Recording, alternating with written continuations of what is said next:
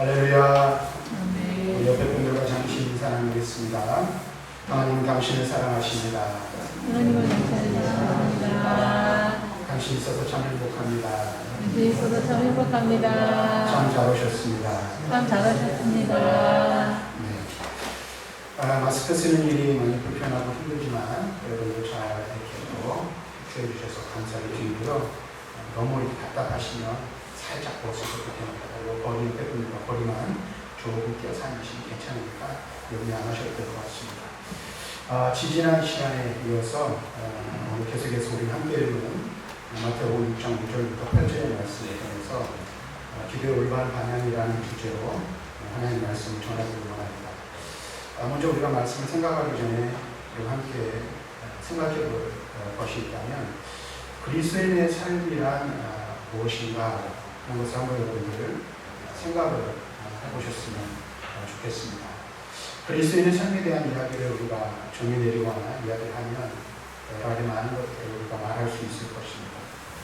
그런데 그리스도인이 어떻게 되었는지를 우리는 먼저 생각해 볼 필요가 있습니다. 우리가 예수를 알고 예수를 믿고 구원받기 이전에는 우리 모두 다 죄인이죠. 아담과 하와의 범죄로 말미암아 타락한 인류는 하나님과 단절된 삶을 살 수밖에 없었습니다. 그래서 죄의 결과로 우리 인간에게 주어진 것이 무엇입니까? 죽음이죠. 이 죽음은 두 가지로 우리가 이야기를 할 수가 있습니다. 하나는 육체적인 죽음입니다. 그래서 인간이 육신에서 영혼이 떠나가면 모든 기능들이 정지해 버리는 것, 이것을 육신의 죽음이라고 말합니다. 그래서 성경은 우리 인생의 흙에서 흙으로 돌아가야 하는 것을 이야기하고 있습니다. 또 하나는 영혼의 죽음을 영의 죽음이라고 이야기를 하는데 이것은 하나님과의 단절을 의미합니다. 그래서 이전에 하나님 안에서 누렸던 모든 것들, 기쁨과 즐거움, 감사, 행복한 모든 것들, 그 모든 것들을 하나님께로부터 하나님과의 교통을 통해서 공급받던 모든 것들이 하나님과의 단절을 통해서 그 모든 것들이 인간을 상실해 버리게 되어버리고 만 것입니다. 그런데 이러한 죄인인 우리를 하나님께서 사랑하셔서 하나님의 아들 예수 그리스도를 이 땅에 보내주시고 우리를 대신하여 우리의 죄를 지시고 십자가에 죽으심으로 말미암아 저와 여러분들이 예수를 믿어 구원받게 되었습니다. 그리스도의 삶이란 무엇일까? 그것은 저는 오늘 여러 가지를 이야기할 수 있겠지만 하나로 이야기한다면 하나님과의 교통하는 삶인 것이다. 그래서 하나님과 교통하는 자가 누리는 복을 우리는 하나님 안에서 누리며 살아가는 자들이라는 사실입니다. 이전에 하나님과의 단절로부터 단절됨으로 말미암아 상실했던 모든 것들이 예수 그리스도로 말미암아 새롭게 회복되어지고 예수 그리스도의 그 구원의 은총으로 말미암아 하나님 안에서 이전에 누리지 못했던 모든 것들을 누리는 것, 그것이 바로 구원받은 자들의 특권이나 축복이라고 말할 수 있습니다. 그래서 그리스도를 살아간다는 것은 이처럼 그리스도 예수의 능력을 보혈의 능력을 힘입어 하나님과 교통하고 교제하고 그 안에서 하나님 주시는 충만한 은혜와 복을 누리며 살아가는 것이 그리스도의 삶의 특권이라고 말할 수 있습니다. 자, 그런데 여기서 우리가 또 한 가지 생각해 볼 것이 있습니다. 그럼 어떻게 하나님과 교통하고 교제하며 하나님께로부터 온 것들을 우리가 삶을 통하여 누리는 삶을 살 수 있는가? 이 또한 우리가 여러 가지 방편을 이야기할 수 있지만 오늘 저는 두 가지 말씀드리기를 원합니다. 그것은 바로 하나님의 말씀과 기도가 되어지는 것이다 라는 사실입니다. 그래서 기도는 주님과의 교제, 하나님과의 교제예요. 영적인 삶이라고 말할 수 있습니다. 그래서 우리는 말씀을 붙들고 그 말씀을 통하여 하나님과 교통하며 교제함을 통하여 하나님의 풍성한 은혜를 누리는 삶을 살아갈 수 있게 되는 것입니다. 그래서 그리스도인의 삶에 있어서 기도가 빠져 말씀이 빠진다면 그 사람은 진짜 그리스도인이라 말할 수가 없게 되는 것이죠. 날마다 말씀을 묵상하고 그 말씀을 통해서 깨달은 하나님의 거룩하신 뜻들을 삶을 통해 실천해내고 실현해내는 삶을 사는 것, 이것이 그리스도이고 또 기도를 통하여 주님과의 날마다 깊은 사귐을 갖고 그 사귐을 통하여 주님께서 우리에게 날마다 순간마다 공급해 주시는 은혜와 능력을 힘입어서 그 능력으로 세상을 이기고 마귀를 이기고 자신을 이기며 살아가는 것, 이것이 바로 그리스도인의 삶이라고 말할 수 있을 것입니다. 그래서 기도하지 않는 그리스도인들은 껍데기 뿐인 거예요. 우리가 여러분 신앙생활을 하면서 왜 내 삶의 능력이 나타나지 않냐고, 내 삶 가운데 하나님의 은혜로 충만하지 않냐고, 또 하나님께서 우리에게 이미 주신 그 기쁨과 평안을 누리지 못한다면 우리의 신을 돌아보아 점검해 보아야 합니다. 무엇을 점검해 보아야 합니까? 말씀 생활을 잘하고 있는지, 기도 생활을 잘하고 있는지, 말씀과 기도가 내 삶에서 끊이지 않고 계속해서 일어나고 있지 않다면 우리는 그 기쁨, 그 평안, 주님이 주시는 그 은혜와 축복을 누리는 삶을 살 수가 없는 것입니다. 그래서 우리는 그리스도인다운 삶을 살고 그리스도인으로서 누리는 특권을 누리는 삶을 살기 위해서 어떻게 돼? 날마다 말씀과 기도 생활을 게을리하지 말아야 하는 것입니다. 자, 그런데 지난 시간에서 오늘 우리가 계속 생각해볼 것은 이런 거예요.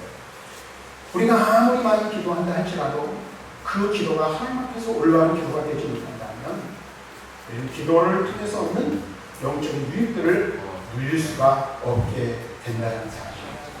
그래서 예수님께서는 기도의 완전한 모범을 가르쳐 주시기 전에 무엇을 지적하고 있습니까? 잘못된 기도에 대하여 그것을 지적해 주시고 교정해 주고 있는 말씀이 오늘 우리가 읽은 말씀이라는 사실입니다. 그래서 지지난주에는 우리가 외식한 기도에 대해서 함께 살펴보았습니다. 우리의 구제가 사람을 대상으로 하는 것이라면 기도는 하나님을 대상으로 하는 것이라는 말씀을 드렸습니다. 그러나 구제하는 일이나 기도하는 일이 외식하는 일이 되어서는 안 된다는 말씀을 드렸어요. 그것이 무슨 말입니까? 사람 보라고 하는 것, 사람 들으라고 하는 것, 사람 앞에서 뭔가 자기의 의를 전하는 그 모든 것들을 다 외식하는 것이라 말할 수 있을 것입니다. 우리가 분명히 알아야 될 게 있습니다. 우리의 기도의 대상이 누구인가? 우리의 기도를 들으시는 분이 누구인가?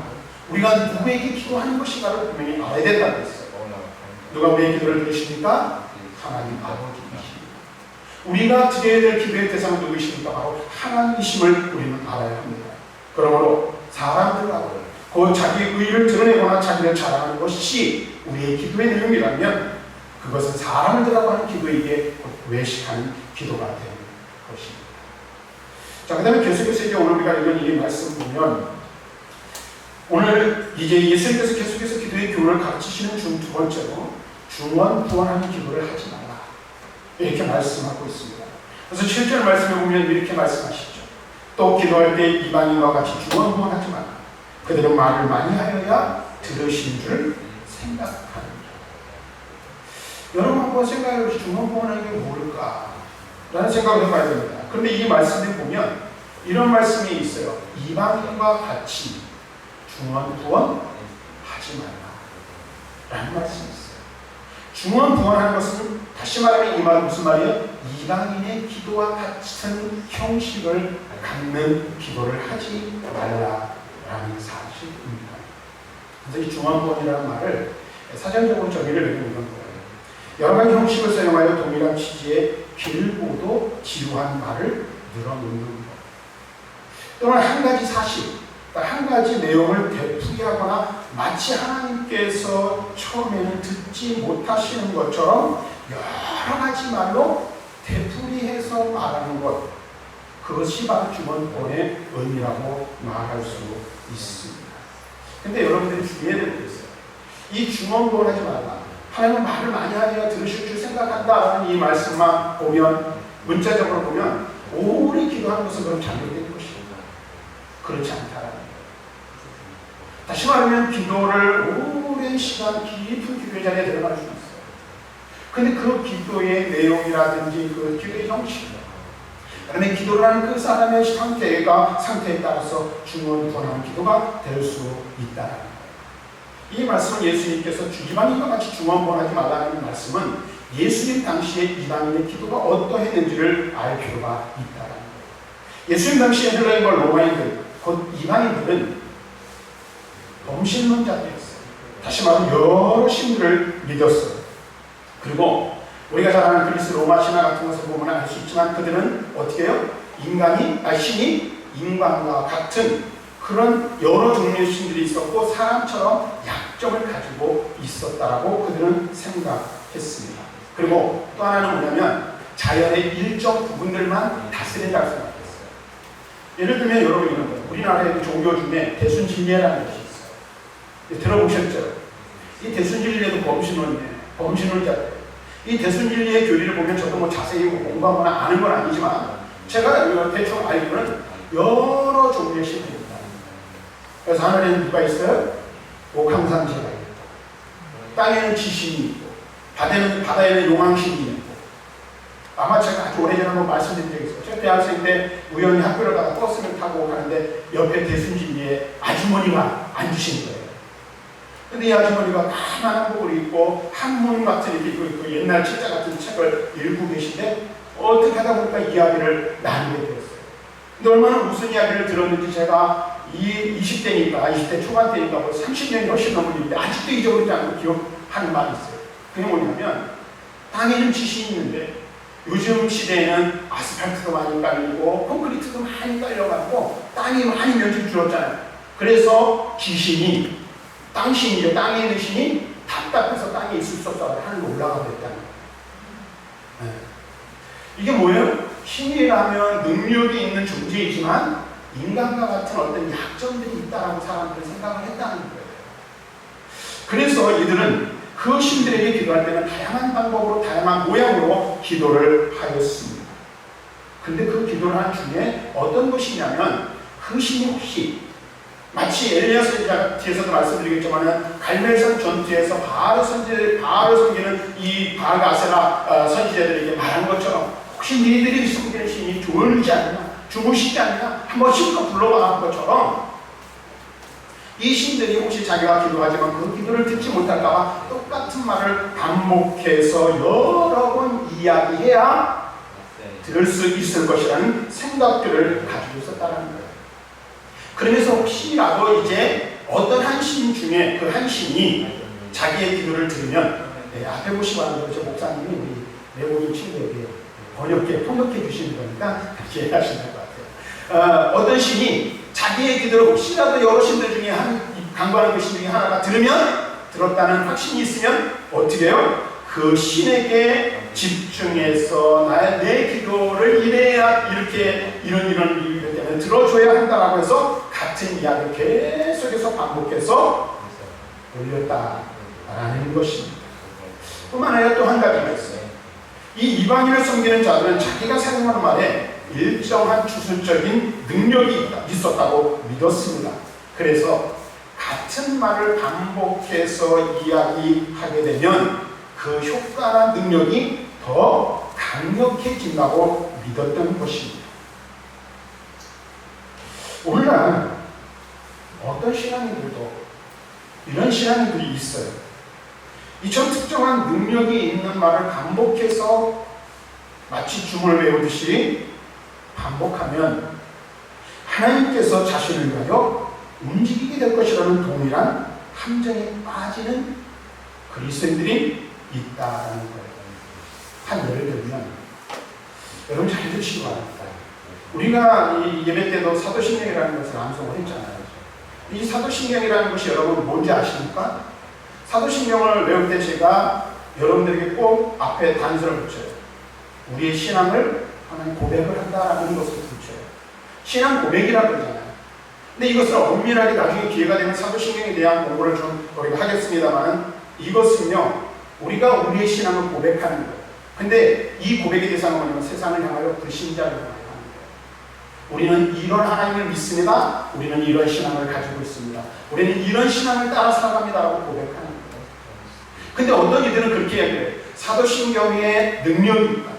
혹은 주기도문에 능력이 있다. 그래서 제가 인터넷에 검색을 해봤어요. 많이 나오지는 않지만 그런 간증을 보았어요. 어떤 자매가 몸이 많이 좋지가 않아요. 그랬더니 기도원에 가서 자기의 연약한 육체를 위해서 기도를 했는데 옆에 있던 어떤 권사님이 말을 하는 거예요. 자매님 가서 주기도문을 계속해서 암송해 보십시오. 그래서 정말로 이 자매가 그 얘기를 긴가민가 의심반 어떤 일반 그런 마음을 가지고 주기도문을 수없이 암송을 하는 거예요. 계속해서 이렇게 내리는 거예요. 그랬더니 어떤 역사가 나타났을까요? 자기가 오늘 치유된 역사가 나타났다라는 간증을 여러분 보시죠. 그리고 주기도문 기도를 암송하게 하는 그런 사람들을 많이 보게 돼요. 근데 여러분 보세요. 주기도문을 암송하면 문제 해결의 능력이나 치유의 능력이 있다라고 말하는 것은 성경적이지 않습니다. 올바른 기도의라고 말할 수 없습니다. 왜 그럴까요? 주님이 가르쳐주신 기도이지만 그 주기도문 자체의 능력이 있는 게 아니에요. 주님께서 주기도문을 가르쳐주신 것은 올바른 기도의 완전한 기도의 예가 무엇인지를 우리에게 가르쳐주시는 것이다. 그것을 주문을 외우듯이 반복해서 외우는 것은 사교와 같고 이방인과 다를 바가 없다는 사실을 우리는 분명하게 깨달아요. 열왕기상 18장 26절 말씀을 보면 우리가 잘 아는 이야기가 나옵니다. 여러분들이 잘 아듯이 엘리야 선지자가 갈멜산에서 누구와 전투를 합니까? 바알과 아세라 선지자 850명과 영적인 전투를 벌여요. 그리고 그 전투의 내용이 무엇입니까? 제단에 제물을 올려놓고 각자 자기의 신에게 구하여 하늘로부터 불이 내리면 그 신이 참신이라는 것을 인정하는 것이잖아요. 먼저 바알과 아세라 선지자의 그 선지자들이 제단에 제물을 올려놓고 반나절 동안 열심히 부르짖습니다. 근데 이 말씀은 이렇게 말하고 있어요. 그들이 받은 송아지를 가져다가 잡고 아침부터 낮까지 바알의 이름을 불러 이르되 바알이여 우리에게 응답하소서 하나 아무 소리도 없고 아무 응답하는 자도 없으므로 그들이 그 싸운 제단 주위에서 뛰는 이 말은 이런 거예요. 바알이여 바알이여 바알이여 바알이여 이렇게 외치는 거예요. 그리고도 안 되니까 어떻게 해요? 자기의 몸을 자해를 하고 뛰놀면서 제단 주위를 돌지만 아무런 반응이 일어나지 않았다. 같은 말을 반복한다고 해서 그 말의 능력 때문에 어떤 일들이 일어나거나 하나님께서 들으시는 것이 아니라는 사실을 우리가 분명히 알아야 한다는 사실. 그래서 여러분 성경을 돌아가서 보면 성경에 기록되어 있는 많은 기도에 관한 이야기들이 기록되어 있는데 그 기도의 내용들을 자세히 들여다보면 가장 두드러지고 열정적인 기도, 능력 있는 기도의 상당수는 간결하고 명료한 기도였다는 사실을 우리는 너무나도 잘 알 수가 있습니다. 그래서 이스라엘 백성이 금송아지 우상을 만들고 그것을 경배하는 죄를 범했을 때 이스라엘 백성을 위하여 기도하는 모세의 기도가 그렇겠어요. 출애굽기 32장 31절과 32절 말씀을 보고 이렇게 말합니다. 모세가 여호와께로 다시 나아가 여짜오되 슬프도소이다. 이 백성이 자기들을 위하여 금신을 만들어 싸우니 큰 죄를 범하였다. 그러나 이제 그들의 죄를 사하옵시옵소서. 그렇지 아니하시오면 원하건대 주께서 기록하신 책에서 내 이름을 지어 버리소서. 솔로몬이 지혜를 구한 기도를 여러분들이 잘 알 거예요. 열왕기상 33장 6절부터 9절의 말씀을 보면 솔로몬의 기도 또한 그 내용이 그렇게 길지 않은 것을 알 수 있어요. 간단, 명료하고 정확한 것을 알 수 있어요. 앞에서 말씀드린 엘리야의 기도도 마찬가지죠. 한낮 동안 바알과 아세라 선지자를 열심히 열정적으로 부르짖었지만 그 신이 그들의 기도에 듣지 않았어요. 근데 여러분, 열왕기상 18장 36절과 37절 보면 엘리야는 이렇게 기도합니다. 저녁 소리에 들릴 때 이르러 선지자 엘리야가 나아가서 말하되 아브라함과 이삭과 이스라엘 하나님 여호와여 주께서 이스라엘 중에서 하나님이시고 내가 주의 중인 것과 내가 주의 말씀대로 이 모든 일을 행하는 것을 오늘 알게 하옵소서. 여호와여 내게 응답하옵소서. 내게 응답하옵소서. 이 백성이 주 여호와는 하나님이신 것과 주는 그들의 마음을 되돌이키심을 알게 하옵소서. 근데 분명히 된다. 그 내용이 그렇게 길지 않다는 거예요. 또 열왕기하 19장의 말씀에 보면 히스기야 선지자가 아스레의 침공을 받고 랍사게로부터 위험을 당할 때 그가 하나님 앞에 그가 보낸 서신을 가지고 기도한 기도의 내용이 14절부터 19절에 기록되어 있어요. 근데 그 기도의 내용 또한 그렇게 길지 않음을 알 수 있습니다. 또 역대상 4장 10절에 보면 우리가 많이 암송하는 말씀인데 열악한 환경 가운데서 하나님의 축복을 구한 야베스의 기도가 기록되어 있는 것을 보게 됩니다. 그 기도가 한 절로 되어 있는데 이렇게 해요. 야베스가 이스라엘 하나님께 아뢰어 이르되 주께서 내게 복을 주시려거든 나의 지역을 넓히시고 주에서 나를 벗어나로 환난을 벗어나 내게 근심이 없게 하소서 하였더니 하나님이 그가 구한 것을 허락하셨다. 이렇게 말합니다. 이와 같은 기도의 내용들을 우리가 대면 수없이 많은 기도의 내용들을 될 수가 있습니다. 그런데 이 성경에 기록되어 있는 이런 기도의 내용들, 구약이나 신약의 기도의 내용들을 보면 모두 다 간단, 명료하다는 사실을 알 수 있어요. 우리는 때때로 그런 오해를 합니다. 우리가 기도를 많이 해요. 오래 해야만 하나님 내 기도를 들으실 것이라는 생각합니다. 또 어떤 일들에 대해서 구체적인 그 기도의 내용들을 반복해서 또 반복하고 또 반복해야만 하나님이 혹시나 들으실까? 내 기도가 응답될까라는 오해를 하는 경우들이 있다라는 그래서 기도는 길게 하고 오래 하고 많은 시간을 하고 동일한 기도의 내용을 반복해서 해야만 기도의 응답을 받을 수 있다는 착각을 할 수가 있다. 그런데 우리 주님은 그렇게 말씀하시지 않는다. 여러분, 또 기도하는 것은 그런 것이 아니라 사실 분명히 알아야 합니다. 오늘 말씀에서 예수님께서 우리의 기도를 들으시는 분이 누구이신지를 말씀하고 있습니다. 우리의 기도를 들으시는 이가 누구이십니까? 천지와 만물을 창조하신 하나님이세요. 세계와 만물의 주인이신 하나님이십니다. 그러므로 얼마나 많은 기도를 합니다. 얼마나 많이 우리의 기도 내용을 반복하여서 강조하고 또 반복하고 또 반복하느냐가 중요한 것이 아니라 얼마나 올바른 자세와 반응을 가지고 우리 하나님 앞에 기도하며 나아가느냐가 더 중요하다는 사실을 주님께서는 우리에게 말씀해 주는 거예요. 사랑하는 성도 여러분, 하나님은 어떤 분이십니까? 하나님 우리가 구하기 전에 있어야 할 것들을 알고 계시는 분이십니다. 예수님께서 8절에 말씀하십니다. 그러므로 그들을 본받지 말라. 누구를 본받지 말라는 거예요? 이방인들을 본받지 말라는 거예요. 구하기 전에 너희에게 있어야 할 것을 하나님 너희 아버지께서 아십니다. 아멘. 이 말씀에서 예수님께서 말씀하신 의미가 무엇이에요? 너는 아버지께서 너희에게 있어야 할 것을 전혀 알지 못하고 계시다고 생각하여 너희의 처지를 낱낱이 설명드려야 한다는 생각으로 그분 앞에 나아가지 말라는 거예요. 그것과 달리 우리 아버지는 어떤 분이십니까?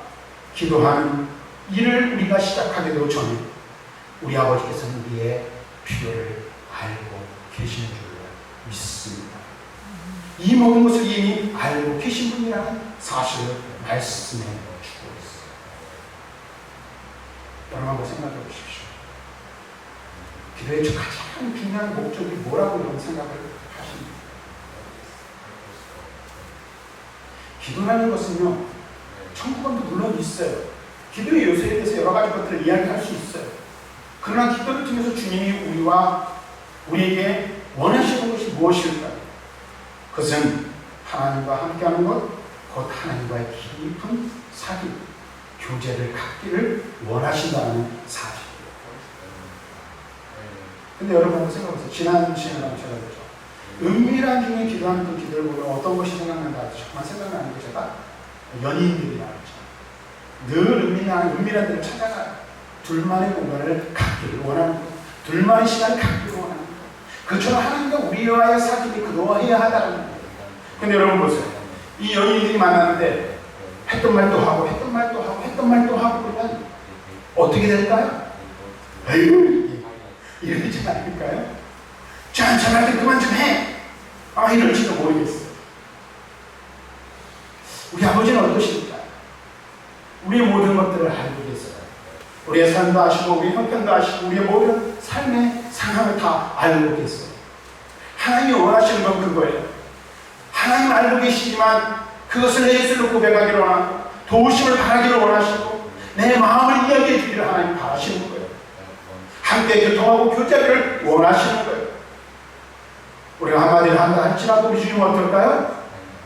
우리의 모든 것을 다 알고 계세요. 우리의 필요를 아시고 우리 있어야 할 것들을 알고 계신다라는 거예요. 다만 주님이 우리에게 바라시는 것은 이미 알고 계시지만 본인 자기에게 말씀해 주시기를 말해 주기를 원하시고 자기에게 나와 자기에게 사정을 이야기해 주기를 원하시고 자기와의 자기를 의지하고 하나님을 의뢰하며 그 하나님을 신뢰하기를 원하신다는 사실, 우리는 분명하게 기억해야 하는 거예요. 그래서 저는 그렇습니다. 요즘 저도 기도를 하는데 새벽에 기도하고 교회에 나와서 기도하는 게 아니에요. 기도라는 건 사실 그런 게 아니죠. 저 같은 경우는 요즘 가끔가다 그렇게 하나님 저기 있어야 될 것 아시죠? 제가 여러분들에게 구체적으로 말씀을 드릴 시간 드릴 수는 없지만 때때로 그런 기도를 드려요. 그럼 제 마음에 찾아오는 게 뭐냐면 두 가지. 첫째는 하나님 먼저 평안을 내게 주시고요. 그 다음에 놀라웠게도 내게 있어야 할 그 모든 것들을 하나님이 채우시는 것들을 저는 경험하는 삶이 있어요. 그것이 물질이 됐든 건강이 됐든 무엇이 됐든 마찬가지입니다. 우리 안에 모든 것을 하는 것이. 자, 그러면 말씀을 정리해 보도록 하겠습니다. 지난 시간과 오늘 이 본문의 말씀을 통해서 오늘 우리가 기억하고 우리가 이 말씀을 통해서 마음에 새겨할 것이 무엇일까 하는 것입니다. 우리 그리스도인으로 이 세상을 살면서 수없이 많은 시간들을 기도했다라고 생각합니다.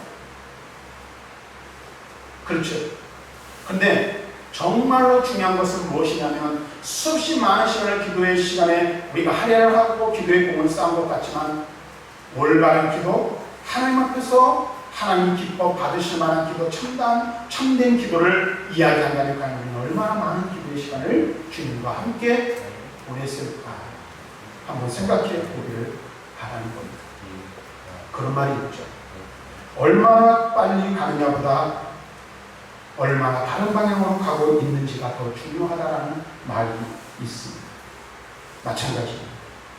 우리가 얼마나 많은 시간을 기도에 할애를 했는가, 얼마나 많은 시간을 기도로 시간을 보냈는가, 그보다 더 중요한 것이 있습니다. 얼마나 올바른 방향과 모습으로 기도하였는가 하는 것입니다. 기도의 방향을 바로 잡아야 돼요.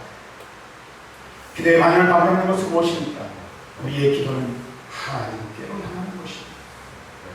참된 기도는 하나님과의 교제를 나누는 것이며 하나님과의 사귐의 시간이라는 사실을 기억해요.